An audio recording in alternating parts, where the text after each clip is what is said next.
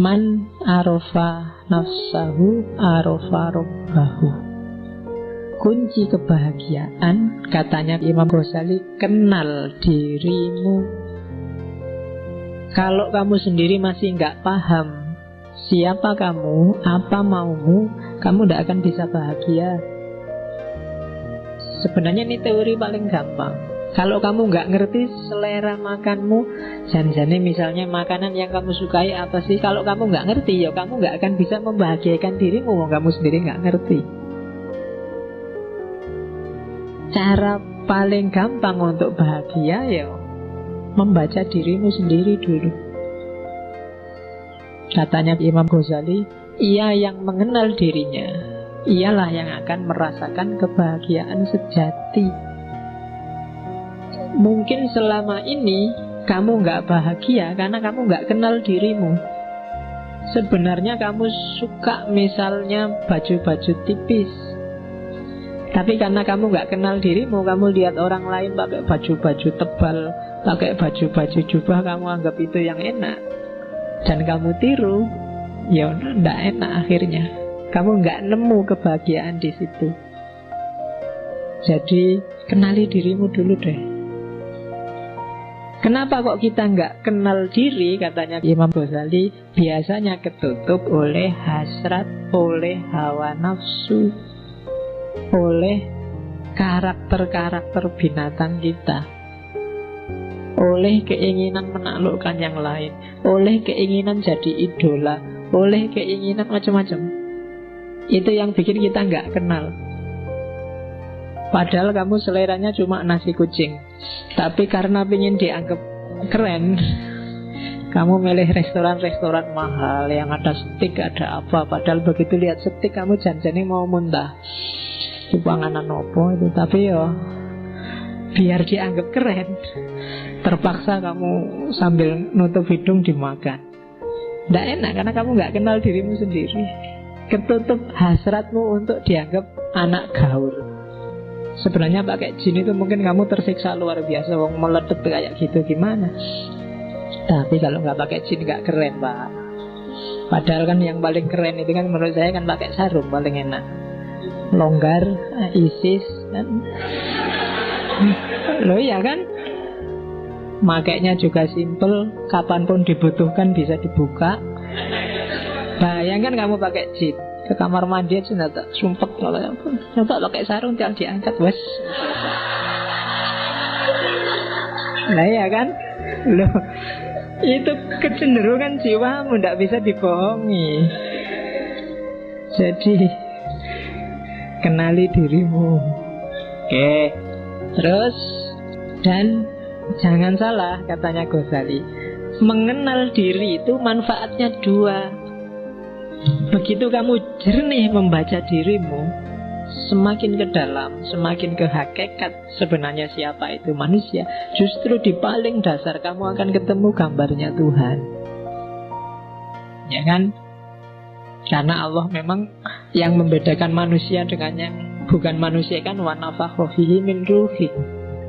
Dalam diri kita ditiupkan ruh dari Allah, dan itu citranya, gambarnya ruh dalam diri kita, itu gambarnya Allah. Jadi begitu kamu kenal dirimu yang sejati, hakikatnya kamu kenal Allah. Jangan dibayangkan, kalau mau lakukan, bersihkan dirimu sebersih-bersihnya, singkirkan dari debu-debunya. Ghazali kan yang terkenal bikin analogi cermin itu kan. Semakin nafsu menguasaimu, semakin gelap cerminmu. Kayak kamu maksiat sekali, ada titik hitam satu. Semakin banyak maksiat, titik hitamnya semakin banyak. Sehingga kamu tidak bisa sudah lihat ke dalam dirimu. Akhirnya kamu tertipu oleh titik-titik hitam itu. Kamu anggap yang penting yang titik-titik hitam itu. Padahal kalau kamu bisa bersihkan itu, kamu sisihkan itu semua, kamu akan melihat bahwa sebenarnya itulah hakikat dirimu dan sekaligus itulah Tuhanmu. Oke, jadi kunci bahagia pertama, kenali dirimu. Saya tidak tahu pernah nggak teman-teman sekali-sekali mikir tentang dirimu sendiri. Mungkin paling tidak kayak tadi, nanti kalau ada waktu ya bikin semacam muhasabah, semacam tafakkur. Tipe orang kayak gimana sih kamu itu? Yang kamu sukai apa, yang tidak disukai apa? Cita-citamu apa saja? Keinginanmu apa saja? Terus kamu cek, ini keinginan ini sifatnya kayak gimana sih? Positif apa negatif? Kalau negatif, kenapa kok negatif? Sumbernya dari mana? Dan akhirnya mau jadi apa? Wah, itu muhasabah namanya. Jadi yang pertama, kenali dirimu deh. Siapa kamu?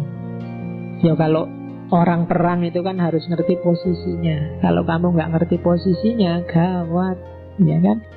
Di rumah aja kan kamu harus ngerti posisi. Kamu itu anak, opo bapak, opo ibu, opo adik, apa kan harus jelas. Kalau kamu di rumahmu anak tapi merasa kayak bapak, kan gawat. Ya, nanti malam-malam masuk kamar ibu, lo posisimu anak bukan bapak. Lah ya kan? Harus jelas. Nah, itu maka kamu dalam hidup ya gitu harus muhasabah. Jangan-jangan kamu itu teman, apa sahabat, apa pacar, apa musuh kan juga harus jelas. Biar menyikapinya juga enak. Maka know yourself. Ini kan pesannya Socrates yang paling awal kan, kenali dirimu. Coba deh kalau sanggup, tanyakan, siapa aku dan dari mana aku datang? Kemana aku akan pergi? Apa sih tujuan kedatanganku dan persinggahanku di dunia ini? Di mana sih kebahagiaanku dapat ditemukan? Tanyakan itu, coba jawab. Ini PR-mu nanti malam. Kira-kira siapa sih aku itu? Dari mana aku datang? Kok tiba-tiba aku ujuk-ujuk ada di sini itu loh? Apa kebetulan atau Allah ngasih misi apa sih aku ditaruh di bumi ini? Kok aku dilahirkan di Jogja? Kok aku dilahirkan di Sumatera? Kok aku dilahirkan Jawa Timur? Kok aku kira-kira disuruh membawa misi apa sama Allah? Nah, itu muhasabah. Dan Imam Ghazali wanti-wanti, diinget-inget ya, dalam dirimu secara umum itu ada 3 aktor, ada 3 variabel yang harus hati-hati kamu gunakannya. Begitu salah dosis, hidupmu kacau. Yang pertama adalah unsur hewan, kehewanan. Yang kedua unsur setan. Dan yang ketiga unsur malaikat. 3-tiganya penting. Kamu butuh unsur hewan. Kalau kamu nggak punya unsur hewan, gawat. Kamu nggak punya ambisi, nggak punya cita-cita, kamu akan jadi orang yang pasif, nggak kreatif. Mungkin kamu bisa nggak punya anak kalau nggak punya unsur kehewanan. Karena wah, saya nafsu kayak gitu, enggak lah Pak, malah gawat. Harus punya yang itu. Cuma dosisnya dan caranya diatur. Jangan sembarangan. Nah, kalau sembarangan jadi hewan beneran. Jadi bukan lagi manusia yang punya unsur kehewanan, tapi hewan yang punya unsur kemanusiaan. Walik. Jadi harus ada. Setan juga begitu. Belajarlah dari setan apa? Kecerdikannya. Setan itu pinter, cerdik. Gak gampang loh bisa bohongi orang, ngerayu orang, diplomasi. Itu perlu belajar dari setan.